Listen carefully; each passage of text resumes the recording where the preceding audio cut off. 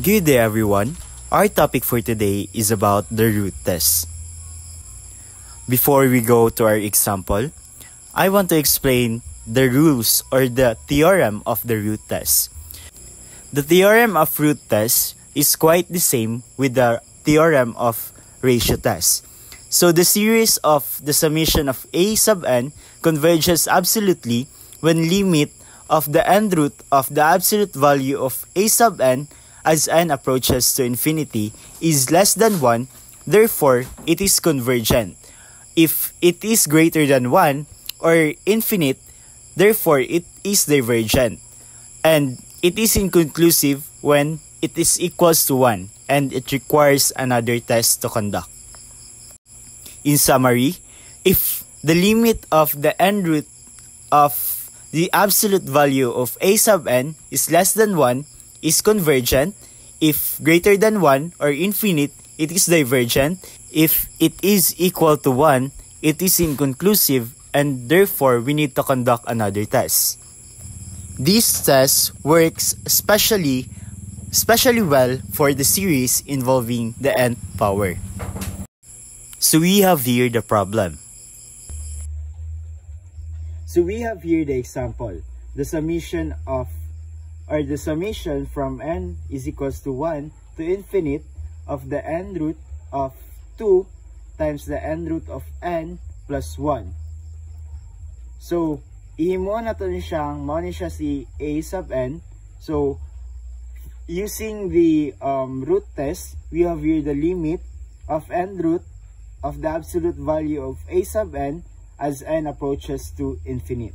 So, isubstitute na to si an, and we have here the limit of the end root of katong value sa atong a sub n. So, i-cancel out nato ni si end root. So, we have here the limit of 2, the end root of n plus 1 as n approaches to infinity. So, i-simplify lang nato ni sa end root using the logarithmic rule.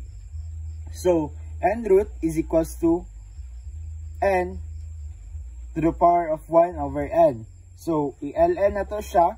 So, we have here ln n to the power of 1 over n is equals to ln n over n. Tapos, i-limit na to siya. I-limit na to ni. So, we have here the limit of n to the power of 1 over n as n approaches to infinity. Tapos, by using the logarithmic rule, so we have here limit e to the power of ln n over n as n approaches to infinity. Then, isubstitute na to itong value ni end root of n, isubstitute na to si e to the power of ln n over n.